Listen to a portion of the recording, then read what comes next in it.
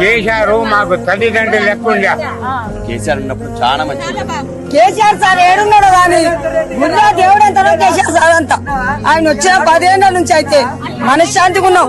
KCR sir వచ్చినప్పుడు మాకు ఎటువంటి ప్రాబ్లం లేదు, మంచిగా ఉన్నాం. కరెంటు ప్రాబ్లం లేదు, నీళ్ళ ప్రాబ్లం లేదు, డ్రైనేజీల ప్రాబ్లం లేదు. ఈ సార్ ఎక్కినాక అన్ని ప్రాబ్లాలు ఉన్నాయి మాకు. చితికిన బతుకులలో వేగు చుక్క ఎక్కడని అలసిన గుండె